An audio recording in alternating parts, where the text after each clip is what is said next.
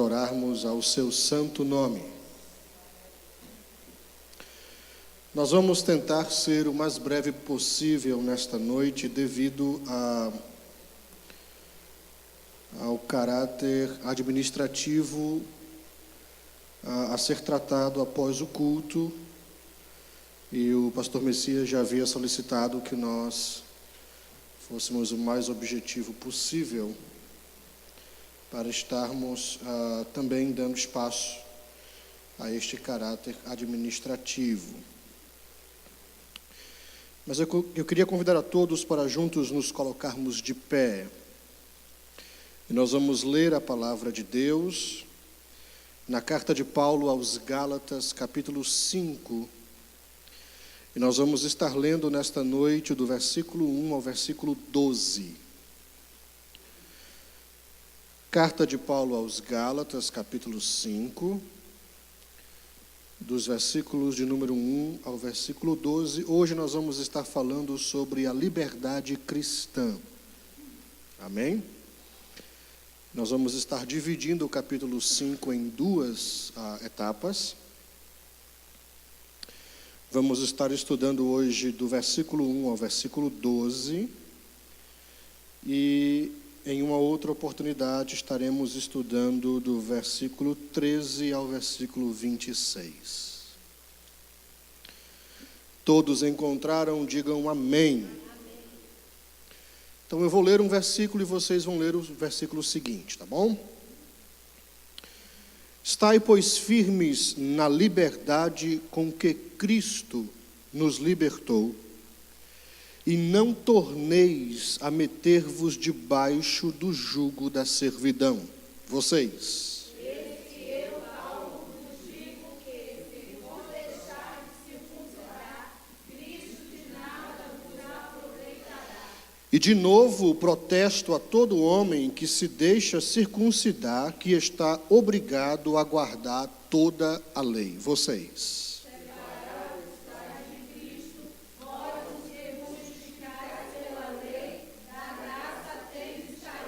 Porque nós, pelo Espírito da fé, aguardamos a esperança da justiça. Vocês. Porque em Jesus Cristo nem a circuncisão, nem a incircuncisão tem virtude alguma, mas sim a fé que opera pela caridade. Corrieis bem, quem vos impediu para que não obedeçais à verdade? Um pouco de fermento leveda toda a massa. Confio de vós no Senhor, que nenhuma outra coisa sentireis, mas aquele que vos inquieta, seja ele quem for, sofrerá condenação. Eu, porém, irmãos, se prego ainda a circuncisão, porque sou, pois, perseguido. Logo o escândalo da cruz está aniquilado.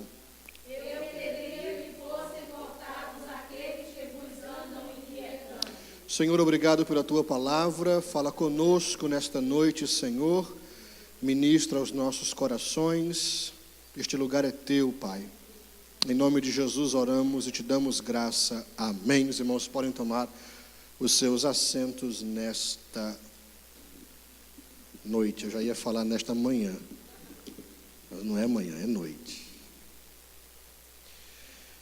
Então, irmãos, nós estamos nos aproximando da conclusão deste desafio que nós começamos há alguns meses, de estudarmos juntos a carta escrita aos Gálatas, e temos visto aqui desde o começo como Paulo, ele, como um bom defensor da fé cristã, vem argumentando com aqueles irmãos, sempre batendo na mesma tecla de que a salvação do homem, ela depende unicamente e exclusivamente de um fator, e este fator se chama fé.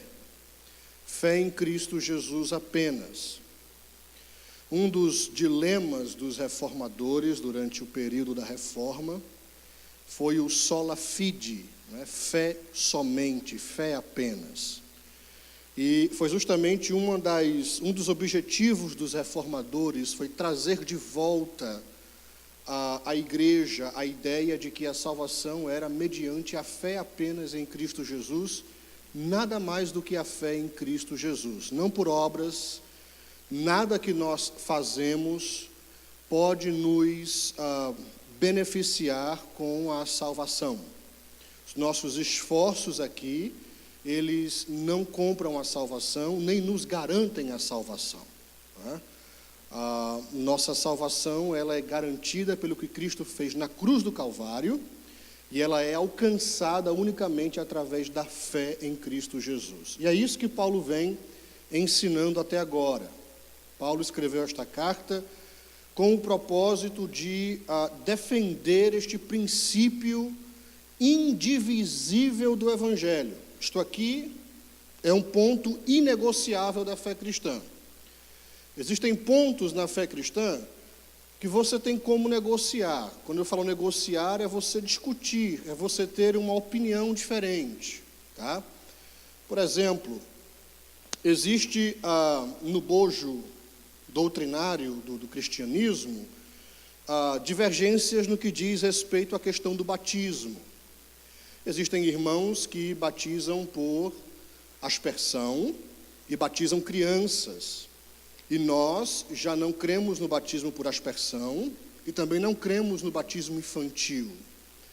Mas eu posso sentar, por exemplo, com um irmão presbiteriano que crê no batismo infantil, e eu posso ter uma boa discussão com ele sobre este assunto, sabendo que este assunto de maneira alguma vai afetar a minha irmandade com ele, porque apesar deste ponto nos separar, o ponto da cruz nos une.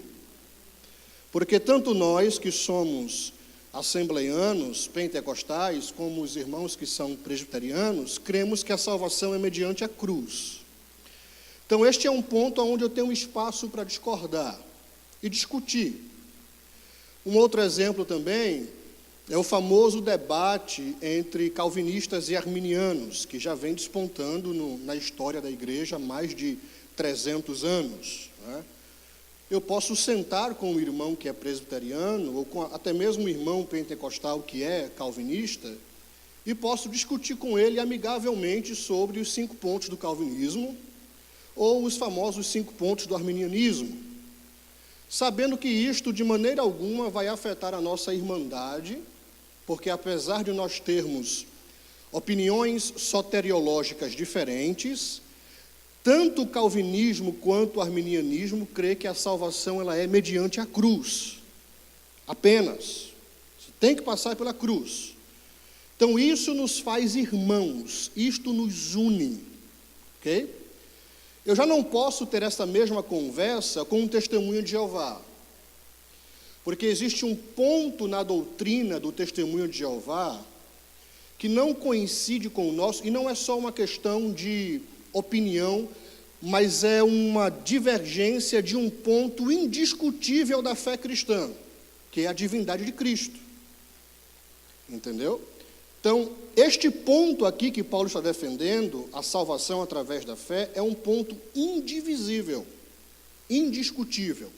É por isso que Paulo aplica tanta veemência na defesa deste ponto. É por isso que Paulo, quando ele escreve esta carta, como ele diz aqui no capítulo 5, quando nós estudamos, ele diz, eu estou perplexo, eu estou abismado, eu estou de boca aberta de como vocês deixaram o evangelho que vocês ouviram quando eu anunciei a vocês, que era o evangelho da salvação pela fé em Cristo, para abraçar a salvação através das obras. Então Paulo defende com veemência isto aqui, porque era um ponto indivisível da fé cristã, ok? Aqui no capítulo 5, nesta primeira parte do capítulo 5, Paulo vai defender a liberdade cristã, ok? E vocês vão ver aí que no versículo 1, Paulo faz um apelo final. De tudo aquilo que Paulo vem falando, de tudo aquilo que ele vem ensinando, de tudo aquilo que ele vem argumentando, qual é a conclusão, qual é o resumo de tudo aquilo que ele vem ensinando até agora? Está aqui no versículo 1. O resumo de tudo isso que Paulo vem argumentando até agora é isto. Estai, pois, firmes na liberdade com que Cristo nos libertou, e não torneis a meter-vos debaixo do jugo da servidão. Então aqui é a conclusão de tudo que Paulo vem argumentando até agora, de todo o ensinamento do apóstolo, de toda a ênfase que ele vem dando até agora, de tudo que ele vem apresentando. A conclusão é este aqui. Este aqui é um apelo final de Paulo para aqueles irmãos. Estai, pois, firmes na liberdade com que Cristo nos libertou. E ele faz menção aqui à liberdade com que Cristo nos libertou. E aqui nós podemos destacar o fato de que foi Cristo quem nos libertou. É isso que ele deixa claro aqui no texto. A liberdade com que Cristo nos libertou. Ou seja, nós não fomos libertos por nós mesmos. Nós não nos libertamos a nós mesmos, porque não conseguiríamos fazer, ainda que nos fosse dada, ou nos fossem dadas as ferramentas necessárias para poder fazer isso, nós não conseguiríamos fazer. Isso porque Paulo diz em Efésios que nós estávamos mortos em nossas transgressões e em nossos pecados, ok? Por mais ferramenta que você dê a um morto que esteja acorrentado, ele jamais vai conseguir se apoderar daquelas armas e quebrar as suas próprias correntes, porque lhe falta um elemento essencial para fazer isso. Qual é o elemento? Vida. Ele não tem vida. Então ele pode ter um bom serrote, ou um bom martelo, ou uma boa picareta para quebrar as suas correntes, mas porque ele não tem vida, ele não pode fazer. Então Paulo diz que a liberdade com que nós fomos libertados, ela é uma liberdade que foi alcançada em Cristo. Então nós, hoje, igreja, somos seres humanos que experimentamos a liberdade provida por Cristo. Por isso que Jesus disse: sem mim nada podereis fazer. Então a liberdade que nós temos, ela só foi alcançada porque ela nos foi dada através de Jesus. Agora, eu quero que vocês pensem comigo aqui nesta noite sobre o significado desta palavra liberdade. Liberdade. Porque a palavra liberdade aqui no versículo 1, ela traz a ideia de alguém que vive como deve e não como quer. E há uma grande diferença no significado da palavra liberdade aqui no texto, da liberdade que nós entendemos hoje. Porque para nós ser livre é você ser livre para fazer o que você quer, não é isso? Eu sou livre, então porque eu sou livre eu faço o que eu quero. A palavra liberdade que Paulo usa aqui no versículo 1, ela tem a ideia de alguém que é livre para viver como deve, mas não para fazer o que quer. Ok? Porque o livre em Cristo, ele é livre, mas ele ainda é escravo. Ele é livre, mas ele ainda é escravo. Ele continua sendo escravo de Deus. Ele foi livre do poder do pecado, mas ele ainda continua vivendo uma vida debaixo da vontade de Deus. Então, ele é livre no sentido de que o pecado não tem mais domínio sobre o seu corpo, sobre a sua vida. Ele recebeu poder para vencer o pecado. Ou seja, aqueles pecados que ele praticava antes de conhecer a Cristo, aquela vida de pornografia, aquela vida imoral, a vida no vício, a vida de várias mulheres ou de vários homens, aqueles pecados que dominavam ele antes de conhecer a Cristo, agora, porque ele conheceu a Cristo, ele recebeu poder para vencer aqueles pecados. De sorte que aqueles pecados já não dominam mais a sua vida. Pelo contrário, ele agora, através do poder do Espírito Santo, ele tem poder para dominar sobre esses pecados, pelo poder de Cristo na cruz. Mas ele não é livre para fazer o que ele quer, porque ele foi comprado, ele ainda é escravo de Deus. Ele não é mais escravo do mundo. mas ele continua sendo escravo de Deus. Ele continua vivendo uma vida de acordo com a vontade de seu Senhor, que é Deus. Então, a liberdade que Paulo fala aqui no versículo 1, é a liberdade para você viver como deve, e não viver como quer. Essa história de que eu mando no meu telhado e eu faço o que me dá na telha, para o cristão ela não funciona, nunca funcionará. Porque na realidade o cristão vive de acordo com a vontade de Deus. De Deus, não é isso? Vontade de Deus. Então, Paulo fala aqui no versículo 1 sobre esta liberdade. Veja o que Paulo diz no versículo 13 do capítulo 5 da carta aos Gálatas. Quem pode ler para mim? Gálatas 5 e 13. Porque vós, irmãos, foste chamados à liberdade. Não useis então da liberdade para dar ocasião à carne, mas servi-vos uns aos outros pela caridade. Aqui está, não é, a confirmação da ideia de Paulo sobre a questão da liberdade. Liberdade como capacidade para você viver como deve e não para fazer o que quer. E aí ele diz aqui no versículo 13, olha, vocês, irmãos, foram chamados à liberdade. Se o versículo terminasse aqui, beleza. Só que aí ele continua dizendo, não useis então da liberdade para dar ocasião à carne, mas servi-vos uns aos outros pelo amor.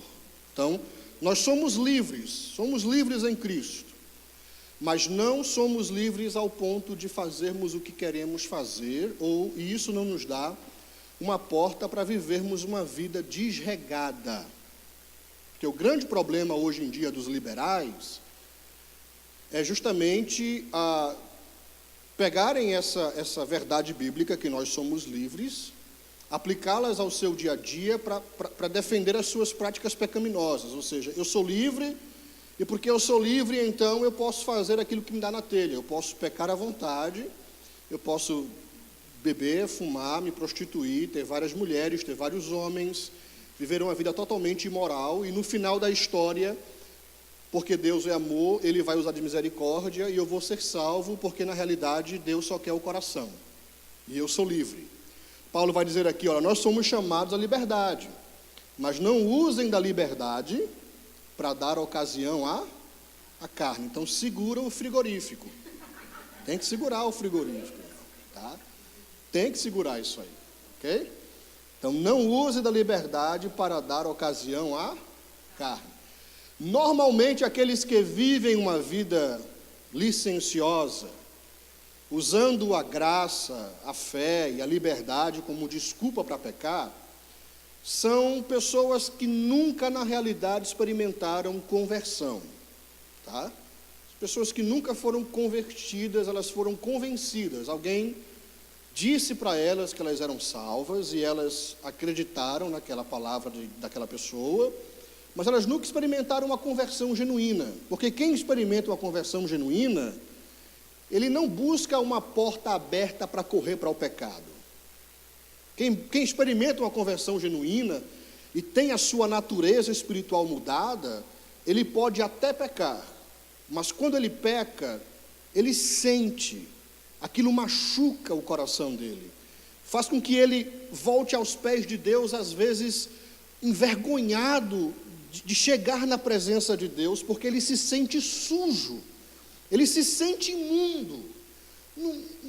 O crente não é aquele que peca e pede perdão a Deus sorrindo. Eu tenho dificuldade, me perdoe, sou eu. Meu coração humano, duro, ruim, mau. Mas quando eu vejo uma pessoa pecando e pedindo perdão sorrindo, como se nada tivesse acontecido, eu tenho dificuldade em acreditar naquele arrependimento. Porque quando a gente peca e a gente machuca o coração de Deus, e a gente realmente teve uma experiência com Deus de conversão, a gente sente o peso do pecado, e é isso que Tiago nos convida a fazer, não é isso que ele diz? Ele diz, lamentai, chorai, senti as vossas misérias, é isso que a Bíblia nos convida a fazer, senti as vossas misérias. Em outra passagem, Deus disse lá no profeta Joel, rasgai os vossos corações e não as vossas vestes. Não é? Então, quando alguém realmente é livre em Cristo, foi liberto, experimentou a liberdade em Cristo, a liberdade do pecado, e ele vacilou, e ele caiu, porque é normal alguém cair, só não pode ficar prostrado, amém? Você pode cair, você não pode ficar prostrado, mas quando alguém cai, e ele se aproxima de Deus, ele se aproxima com temor, com quebrantamento, com dor no coração, porque ele sente que ele traiu a confiança de Deus. E ele vai em busca de Deus, pedindo perdão a Deus e misericórdia a Deus. Ele tem que sentir isso. O crente que não sente isso, é um sinal de que talvez ele nunca foi crente, ou já se acostumou demais com o pecado, e já se desacostumou demais com a presença de Deus. Talvez ele esteja usando da liberdade para dar ocasião à carne. Então Paulo, ele diz isso aqui no versículo de número 1. Aqui no versículo 1, Paulo também fala sobre o jugo da servidão. Não é isso que ele diz? Estai, pois, firmes na liberdade com que Cristo nos libertou, e não torneis a meter-vos debaixo do jugo da servidão. Essa frase, jugo da servidão, nos lembra o que Pedro falou em Atos capítulo 15, versículo 10. Vamos ler o texto? Atos 15 e 10.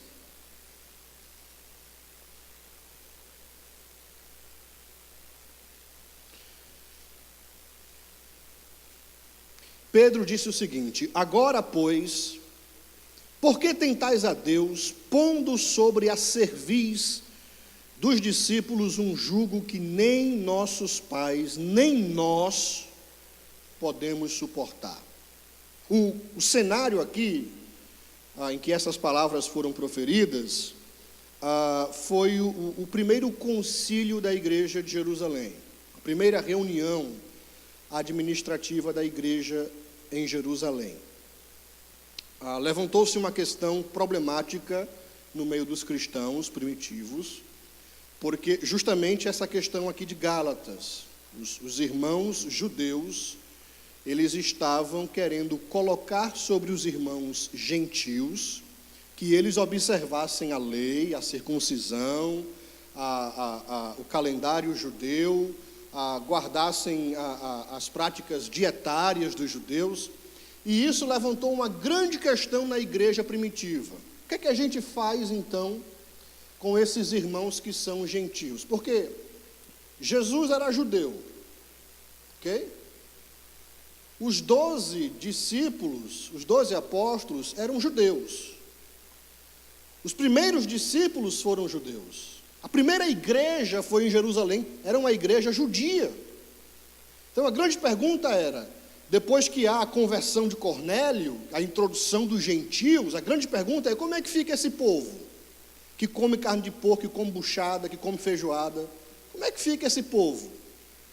Que a gente não toca em porco. A gente não toca em porco, a gente guarda o sábado, esse povo não guarda o sábado, tem costumes totalmente diferentes dos nossos, não observam a lei de Deus, não são circuncidados, e isso para o judeu era uma grande diferença, porque a circuncisão foi um sinal estabelecido por Deus, entre Deus e Abraão. Se tinha algo que o judeu tinha orgulho, era da sua circuncisão, era o sinal de que ele era povo de Deus. Os gentios não tinham isso, Cornélio não tinha isso. Então a grande pergunta da igreja era, como é que a gente faz? Deus deixou bem claro que os gentios são bem-vindos à igreja, mas como é que a gente aceita esse povo agora? Aí tiveram a primeira reunião, primeiro bate-boca dos apóstolos em Jerusalém, a primeira convenção em Jerusalém, para discutir esse assunto. Aí Pedro levantou-se e proferiu estas palavras aqui. Falou o seguinte: agora, pois, por que tentais a Deus, pondo sobre a cerviz dos discípulos um jugo? Qual era o jugo? O jugo era a lei, a observância da lei. Pondo sobre os discípulos um jugo que nem nossos pais, Pedro reconhece que nem os seus pais, que nem os profetas, que nem aqueles que vieram antes dele, conseguiram suportar, e nem eles mesmos suportavam. É isso que ele diz. Ele diz, olha, Agora, pois, por que tentais a Deus, pondo sobre a cerviz dos discípulos um jugo que nem nossos pais, nem nós podemos suportar? Então, essa observância da lei era algo tão pesado que nem mesmo os santos profetas conseguiram cumpri-la, nem Pedro conseguia, nem os discípulos conseguiam. Então, qual era a lógica de colocar sobre os gentios o mesmo peso? É isso que Pedro está perguntando aqui. Era o jugo da servidão, era o peso da lei. A lei por si só já era difícil de se cumprir. E aí os judeus ainda dificultaram mais ainda o cumprimento da lei, adicionando inúmeros outros mandamentos e regras àqueles que já existiam. Um total de 612, é isso? 613 mandamentos. Imagine só, 613 mandamentos. Sem contar naqueles, né, que revelavam, que era chamado de lei moral, né, que o próprio Deus deu, mas o homem jamais conseguiria cumprir aquilo. Não matarás, não cobiçarás, não adulterarás, amarás ao Senhor teu Deus, não terás outros deuses diante de mim, honra teu pai e tua mãe. Eram a lei moral de Deus. Além dessa lei moral de Deus, ainda adicionaram uma barrancada de mandamentos. Não podia trabalhar no sábado, porque a lei dizia que não podia trabalhar no sábado. Aí a grande pergunta que se fazia era: o que é trabalho? Porque não se pode trabalhar, então a gente tem que definir então o que é trabalho. Aí o fariseu disse o seguinte: trabalhar no sábado é andar 1,5 milha. Se você andar mais de 1,5 milha é trabalho, você não pode. Então até 1,5 milha você pode. Era assim que eles viviam. Adicionaram e adicionaram coisas à lei, ficou muito pesada. Pedro diz: olha, nem nossos pais, nem nós conseguimos cumprir com isso, e vocês agora querem jogar também nos ombros dos gentios algo que ninguém consegue cumprir. Paulo diz aqui no versículo 1 que ele chama isso de jugo da servidão, porque ela fazia com que os homens ficassem realmente debaixo daquele peso de cerviz. Aí Paulo diz: não torneis a meter-vos debaixo do jugo da servidão. Ou seja, não voltem a viver uma vida observando a lei. Vocês já saíram daí. Vocês não estão mais. É por isso que ele diz: não torneis a meter-vos, porque eles já não estavam mais. Os Gálatas já não estavam mais debaixo do jugo da servidão. Então Paulo diz: não se tornem a meter debaixo do jugo da servidão. Eu acho que isso devia ficar nos outdoors assim hoje, das ruas, para muitas igrejas que querem voltar às práticas judaicas, que amam o candelabro, o chofar, a arca do concerto e o templo de Salomão, lerem isso aqui: não torneis a meter-vos debaixo do jugo da servidão. É isso que Paulo diz. Vejam aí que dos versículos 2 ao versículo 4, Paulo fala sobre o perigo de quem usa a lei como meio para andar com Deus. Ele vai dizer o seguinte, Gálatas capítulo 5, versículos 2 ao versículo 4. Vamos ler juntos? Vamos lá? 1, 2, 3. Eis que eu, Paulo, vos digo que, se vos deixar de circuncidar, Cristo de nada vos aproveitará. E de novo, protesto a todo homem que se deixa circuncidar, que está obrigado a guardar toda a lei. Separados estais de Cristo, vós os que vos justificais pela lei, da graça tendes caído. Então ele vai começar a falar agora sobre o perigo de quem utiliza a lei como meio para andar com Deus. Qual é o primeiro perigo que Paulo ele externa aqui. Primeiro, Paulo diz que se aqueles irmãos se deixassem circuncidar, Cristo de nada lhes aproveitaria. Vale a pena lembrar que a maioria daqueles irmãos eram gregos, eram gentios, tá? E que a mensagem que os pregadores judeus chegaram anunciando era que para que eles fossem salvos, eles precisariam crer em Cristo, mas também precisariam cortar a carne do prepúcio, precisavam ser circuncidados.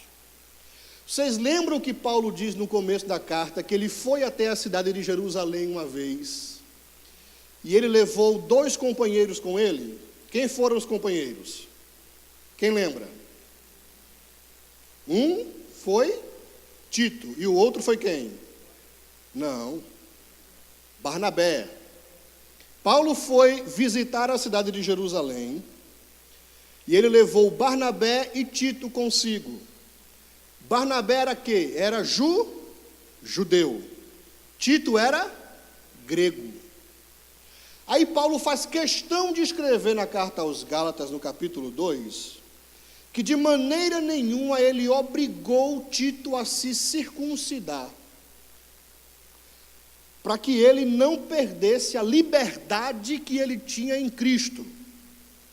Aqui no capítulo 5, Paulo vai dizer que aqueles irmãos que se deixassem circuncidar, Cristo de nada lhes aproveitaria. Então Paulo está dizendo que é perigoso para aqueles que querem usar a lei como meio para andar com Deus, porque se aqueles irmãos, aqueles irmãos gregos, eles participassem do ato da circuncisão, eles estariam desaproveitando a Cristo. Quando nós abraçamos a lei como regra de nosso relacionamento com Deus, nós temos que abrir mão de Jesus. Você não pode ter as duas coisas na mesma mão. Você não pode trazer a observância da lei e Cristo na mesma mão. Ou você observa a lei, ou você vive por Cristo e para Cristo. É isso que Paulo está dizendo aqui, ok? Então, Cristo, ele deixa de ser a nossa justiça. Nós trocamos a justiça de Cristo pelos nossos próprios esforços. Paulo está dizendo, se vocês se deixarem se circuncidar, Cristo de nada vos aproveitará. Segundo perigo de usar a lei como meio para andar com Deus, Paulo diz que todo aquele que se deixa circuncidar está obrigado a guardar toda a lei. A circuncisão era apenas um ponto da lei. Haviam outros 612 pontos. Paulo diz, se vocês se circuncidarem, vocês vão ter que observar todos os demais pontos da lei. Que não basta apenas você guardar um ponto da lei e não guardar os outros. Você não tem que escolher qual é o ponto da lei que você guarda e você observa. Ou você observa tudo, ou você não observa nada. Então Paulo vai dizer, se vocês se deixarem circuncidar, então vocês estão obrigados a guardarem toda a lei. Ou tudo, ou nada. Eles queriam se circuncidar, mas apedrejar o filho por desobediência ninguém queria fazer, né? Então, Paulo diz, ou tudo, ou nada. Essa é a lei. Ou você cumpre a lei toda, ou você não cumpre a lei por completa. Ou você desobedece a lei toda, ou você cumpre a lei toda. Ou você observa tudo, ou você não observa nada. Não existe essa parcialidade com a lei. A lei é a lei. A lei é a lei. Ok? Em terceiro lugar, Paulo diz que o homem que observa a lei como meio de salvação, ele caiu da graça. Não é isso que ele diz? Ele diz aqui, ó. Versículo de número 3. Versículo 4. Separados estáis de Cristo, vós que vos justificais pela lei, da graça tendes caído.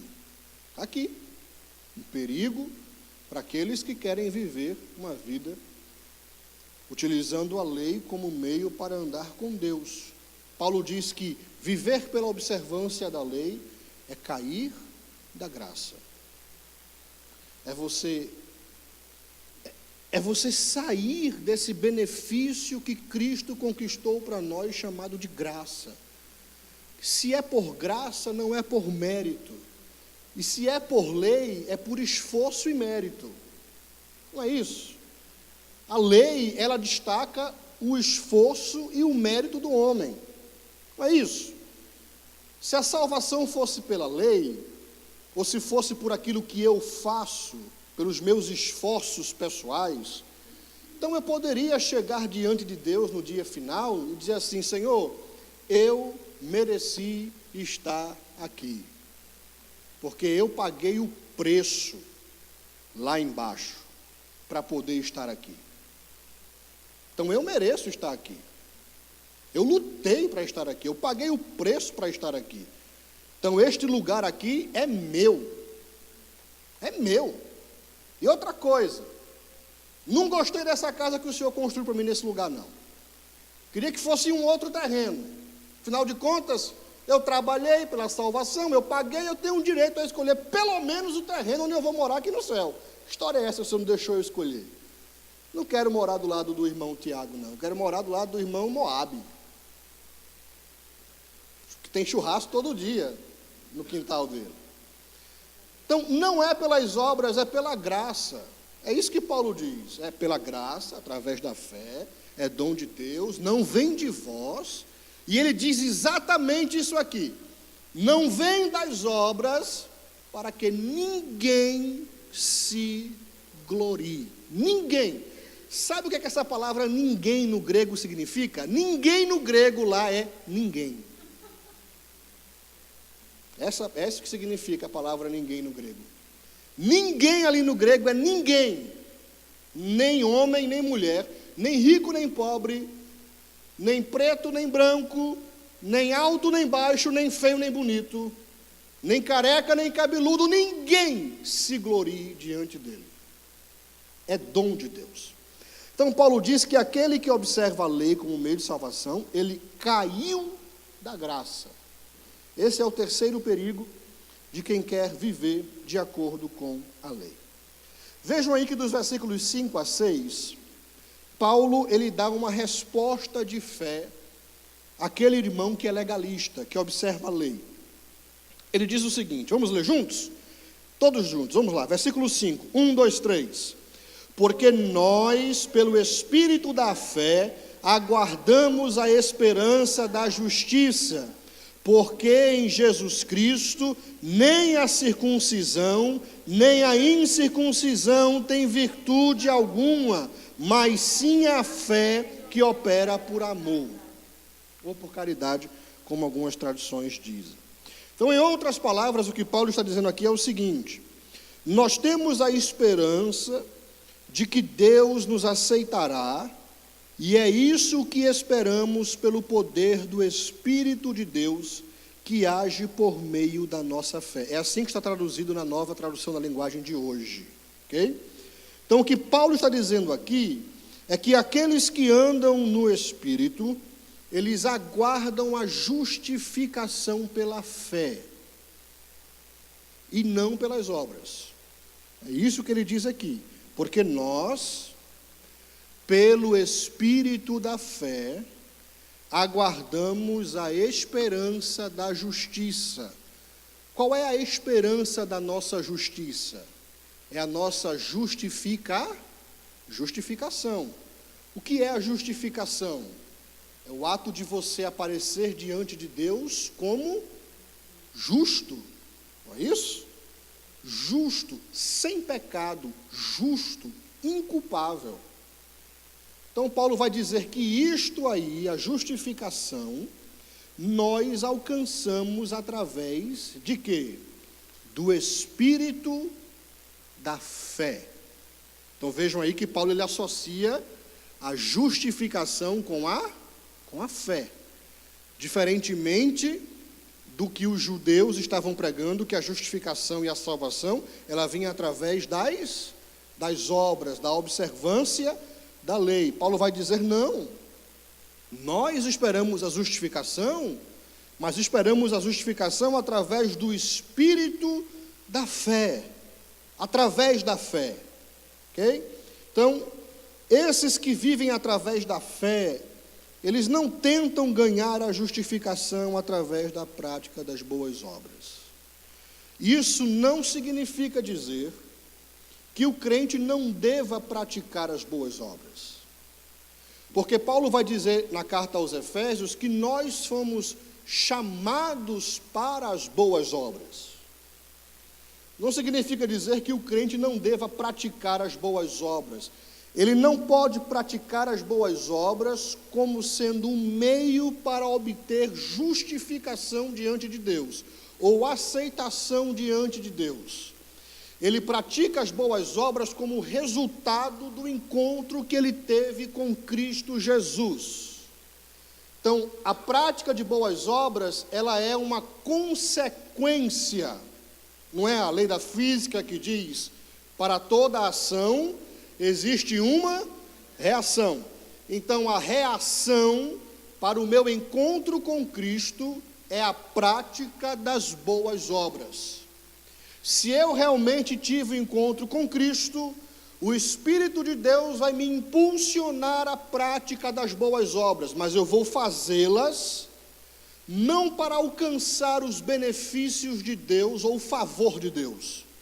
Eu vou fazer como consequência dessa experiência que eu tive com Cristo Jesus. Então é resultado, ok? É resultado. A justificação, ela só pode ser obtida através de uma coisa: fé. Mais nada. Mas depois que eu encontro Cristo, que eu sou transformado por Ele, que Ele muda o meu coração, eu pratico boas obras. E pratico porque eu me encontrei com Cristo. Pratico porque eu aprendi de Cristo. Pratico porque o Espírito Santo coloca no meu coração que eu tenho que praticar. E é Ele quem move o meu coração para que eu pratique essas boas obras. Que cuide das viúvas, dos órfãos, dos necessitados, que seja um bom cidadão, que obedeça às leis do meu país, que pague os meus impostos. Isso também faz parte do nosso cristianismo. Vocês pensam que cristianismo é só céu, né? Céu, céu, céu, céu, e que exploda aqui embaixo, que eu ande acima do speed, não estou nem aí, que eu meta as multas no compartimento do meu carro e nem pague, que eu avance sinal vermelho, que eu sonegue imposto. A gente pensa, não, o negócio é o céu. A gente está lá no carro cantando, né? Voa a 85 por hora na via que é 45, mas a gente está adorando a Deus, e a gente esquece que cristianismo também é observar as leis, viver uma vida dentro das leis, se comportar dentro das leis do país em que nós vivemos, pagar por aquilo que compramos, devolver aquilo que pegamos emprestado. Tudo isso faz parte do cristianismo também, faz parte das nossas boas obras. Achar uma carteira no chão e procurar o dono que perdeu, se tiver lá a driver's license do dono. E não pegar a carteira e trazer para a igreja e agradecer no ciclo de oração que foi Jesus que deu a vitória. Glória a Deus, que Jesus deu a vitória, e está lá o endereço do cara na carteira, a driver's license, e você não tem coragem de procurar saber onde que o cara mora, porque aqueles $400 dentro da carteira chegou numa hora boa. E se for final de ano, então, é Jesus mandando o peru do Natal, porque Jesus é fiel. Isso é um Deus que cuida dos mínimos detalhes. Aí fica meio difícil, né? Aí você dá para mim, Mas isso faz parte das nossas boas obras. Faz parte das nossas boas obras. abrir a porta para uma mulher gestante, além de ser educação, também faz parte de boas obras, do nosso encontro com Cristo. Ser gentil com a velhinha que está andando no caixa e às vezes precisa de ajuda para colocar as compras dentro da mala do carro, faz parte também de nossas boas obras. Nós fazemos isso não para alcançar o bem de Deus. Olha aí, Senhor, o Senhor viu, né? Ontem eu ajudei a velhinha, então estou de bem contigo, Jesus. Não é assim, mas a gente faz, e a gente faz como resultado de nosso encontro com Cristo, e isso se abre como uma porta de evangelismo às vezes. Porque aquela pessoa às vezes está tão acostumada a levar patada o dia todo, que quando alguém se apresenta com um gesto gentil e amoroso, ela abre o coração e ali você tem uma oportunidade de introduzir o evangelho, de fazer a diferença. Segurar a porta do elevador para uma mulher que está entrando, ou para um homem que está entrando com um monte de compra. Normalmente é a mulher que entra cheia de compra, né? Segurar a porta do elevador, esperar, segurar a porta, isso faz parte de nossas boas obras. Isso faz parte de ser cristão também. Não é só línguas estranhas e profecia e revelação e manto e Yeshua e essas coisas, não. No nosso dia a dia, nós estamos inseridos em uma civilização. E é assim que também nós mostramos que nós somos sal da terra e somos luz do mundo. Cristo nos chamou para praticarmos boas obras. Então Paulo diz aí nos versículos 5 e 6 que nós aguardamos, através da fé, a esperança da nossa justiça. Olha o que diz o versículo 7. Veja o que Paulo diz àqueles irmãos. Paulo diz: vocês corriam bem, vocês estavam indo muito bem na caminhada cristã de vocês. Quem foi que vos impediu para que não obedeçais à verdade? Quem foi que colocou o impedimento nesse trajeto de vocês? É isso que Paulo está perguntando. Vocês estavam indo tão bem, que mostra que o crente, ele pode ir bem, e se ele não tomar cuidado, ele pode ir mal. Porque Paulo vai dizer aos Gálatas: vocês estavam indo muito bem, vocês estavam correndo bem, vocês estavam indo, maravilha, eu estava orgulhoso de vocês, vocês abraçaram a mensagem da salvação pela fé, estava tudo tão lindo, estava tudo tão glorioso, e o que foi que aconteceu, que fez com que vocês deixassem o caminho da verdade e vocês agora quisessem observar a salvação através das obras? Versículo 8, Paulo diz: esta persuasão não vem daquele que vos chamou. Esse chamar para essa nova doutrina não vem de Deus, não vem daquele que vos chamou. E aí ele diz no versículo 9 algo muito importante. Ele diz: um pouco de fermento leveda toda a massa. Os irmãos que trabalham com cozinha sabem disso aqui, né? Fazem pão, né? É um pouquinho de fermento que você põe na massa do pão, não é isso? Pouquinho de fermento.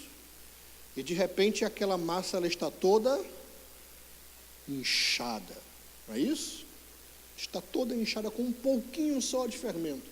Paulo vai dizer, chamando a atenção daqueles irmãos: um pouco de fermento leveda toda a massa. Pouquinho só. Ok? Versículo 10.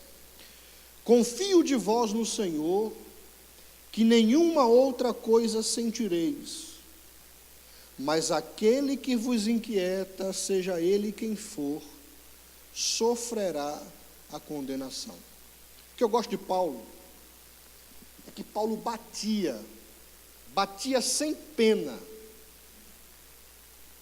nos líderes que professavam falsa doutrina. Batia sem pena. Na igreja ele maneirava às vezes, mas nos caras que promovia o erro, ele vinha, mas ele vinha com gosto, ele vinha com com os 2 pés em cima do cara. A princípio lá ele chamou de anátema, disse que o cara era maldito. Aqui ele diz: eu tenho certeza que aqueles que estão trazendo esta nova doutrina sobre vocês, eles vão sofrer a condenação. Paulo não perdoava os falsos mestres. Ele não tolerava os falsos mestres. Ele não tratava falso mestre com amor. Falso mestre tem que ser tratado com rigidez e com disciplina. Amor a gente joga em cima da igreja que está debaixo daquele falso ensino, mas o falso mestre, o picareta, ele tem que ser tratado com rigidez. Paulo diz, ele vai sofrer a condenação de Deus. O peso sobre quem ensina é muito maior do que sobre quem ouve. E o fato de alguém ter um microfone nas mãos lhe coloca em uma posição de destaque. As pessoas tendem a ouvir quem tem um microfone na mão e a abraçar aquilo que é dito como verdade. E Deus leva isso muito a sério. Muito a sério. E se nós realmente entendêssemos o peso que é de você ensinar, de você pregar as verdades deste livro, se nós realmente entendêssemos, haveriam menos falsos mestres por aí.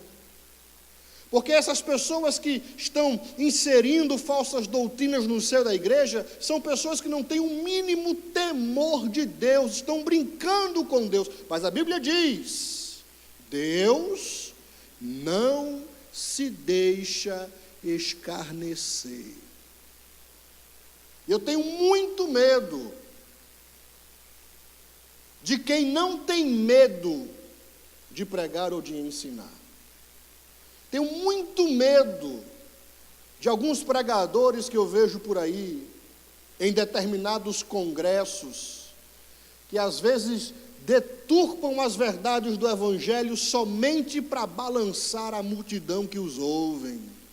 Porque é gostoso ouvir aquele barulho de glória a Deus e de aleluia, e aquilo enche o peito do pregador.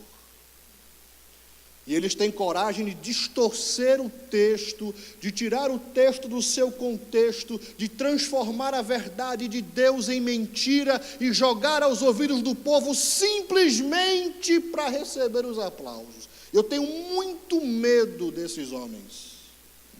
Muito medo. Os pregadores da palavra de Deus devem subir nos púlpitos com os joelhos batendo uns nos outros, sabendo que eles estão proclamando as verdades de um livro que é o livro dos livros, são os oráculos de Deus. E a igreja tem que ser mais seletiva no que ouve, tem que se colocar uma peneira nos ouvidos. E eu tenho muito medo hoje em dia, sabe de quê? Eu tenho muito medo hoje em dia do YouTube.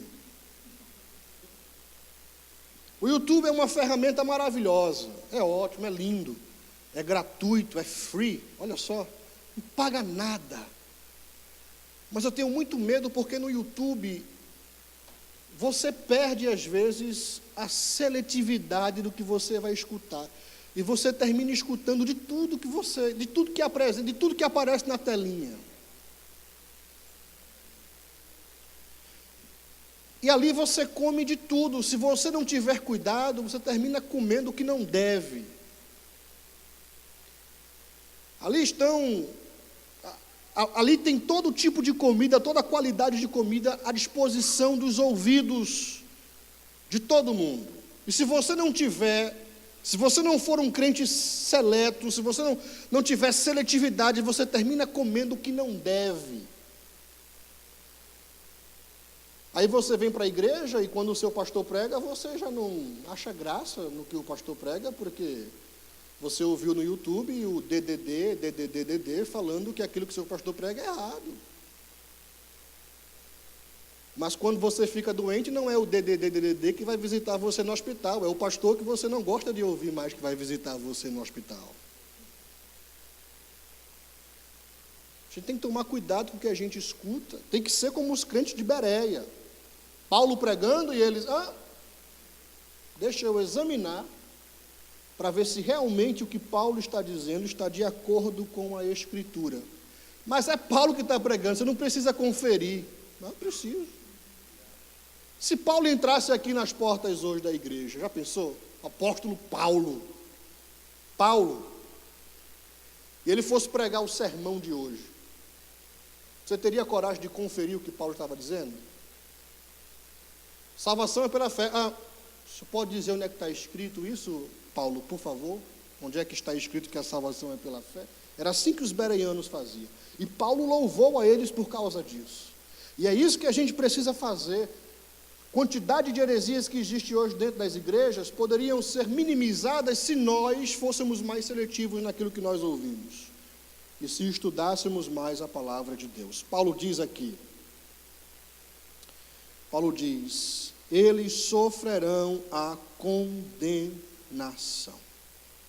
E aí ele termina nos versículos 11, versículo 12, eu já vou concluir. Ele diz, eu, porém, irmãos, se prego ainda a circuncisão, porque sou, pois, perseguido. Logo o escândalo da cruz está aniquilado. Eu quereria que fossem cortados aqueles que vos andam inquietando. Está aqui a severidade de Paulo sobre aqueles que proclamavam aquela falsa doutrina de que a salvação era mediante as obras. Paulo diz, eu queria que eles fossem cortados, sem misericórdia, cortados, por estarem propagando uma falsa doutrina. Amém, queridos?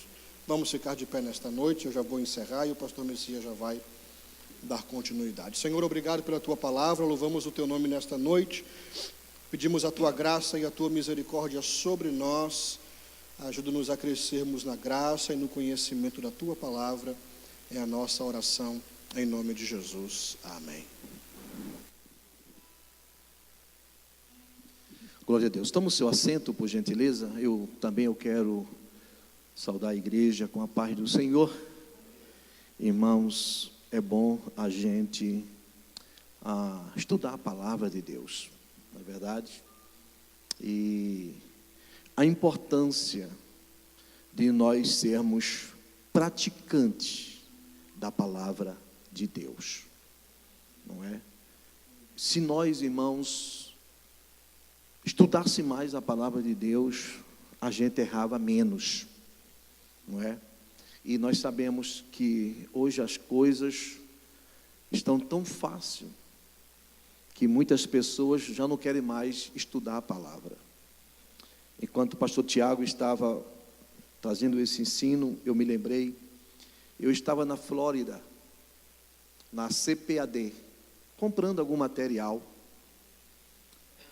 e eu encontrei um pastor que ele disse assim as seguintes palavras para mim: pastor, eu estou aqui procurando aqui um livro de sermões para o ano todo. Aí eu disse: meu irmão, o sermão que está nesse livro que você vai comprar é sermão que foi ministrado por uma pessoa. A pessoa orou e Deus deu para ele. Então os sermões não é teu, foi Deus que deu para ele.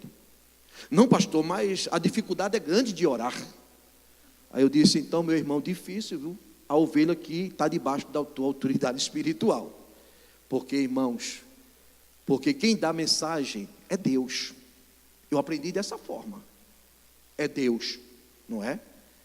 Então, irmãos, nós precisamos ler, estudar a palavra de Deus. Eu sei que hoje as coisas estão muito fáceis, irmãos. Muito fácil hoje, não é? Existem muitas coisas boas na internet, mas existe muitos lixo também, não é? Igreja canela de fogo, igreja martelo ungido, aí vai, irmãos, aí vai. Entendeu, irmãos? Por que, amados? Porque as pessoas não querem mais estudar a palavra. As pessoas não querem comer mais a palavra.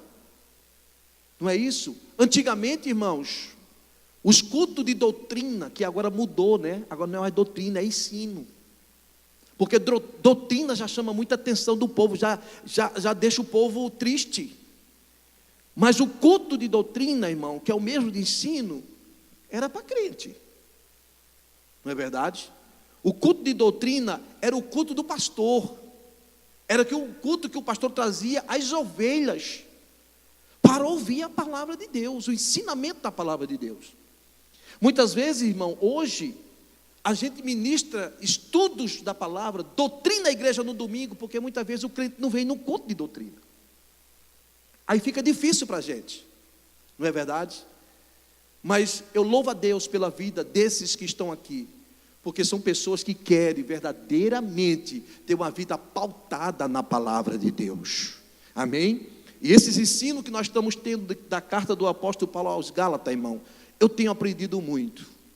São ensinos que você precisa aprender, porque existem muitos irmãos, muitos gentios por aí, que estão querendo voltar para debaixo da servidão, não é? E quando a gente escuta, aprende a palavra, a gente consegue combater esses falsos ensinos por aí. Amém, irmãos? Que Deus abençoe a vida do pastor Tiago, amém? Com essa simplicidade de estar ministrando a palavra.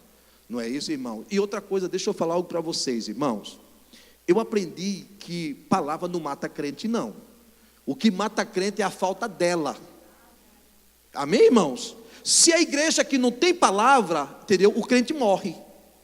Mas se a igreja tem palavra, tem um alimento. Para um pouquinho. Irmãos, fica uma semana sem comer. Irmão, fica uma semana sem comer. Pode se preparar, irmãos, que a sua família vai me chamar para fazer o velório. A mesma coisa é a palavra de Deus. A gente não pode, irmão, abrir mão da palavra de Deus. A gente precisa se alimentar da palavra de Deus. É esta palavra que alegra o nosso coração, dá força para nós continuarmos, porque nós estamos vivendo dias difíceis, irmãos, não é? Dias difíceis. Então, que Deus abençoe a vida do pastor Tiago e também a nossa igreja, né? Os irmãos que estão aqui ouvindo esse ensinamento todas as sexta-feiras. Eu sei que tem pessoas, irmão, pode dizer assim, mas pastor, toda sexta-feira ouvindo o mesmo livro. Irmão, que Deus abençoe a sua vida. Se você colocar 5% na tua cabeça e descer para o teu coração o que você vai aprender, está aprendendo durante essa sexta-feira, você já vai ser um crente melhor, vai errar menos. Não é verdade? Vai errar menos. Quando entrar, irmão, ali no capítulo 5, ali, já um pouquinho mais para falar sobre o fruto do Espírito, as obras da carne. Entendeu, irmão? Porque o que tem crente carnudo, irmão, aí não está no gibi. Não é? Tem crente, irmão, que é pior do que uma picanha, de tanta carne. Então, amados, nós precisamos conhecer a palavra como ela é. Amém, queridos? Glória a Deus.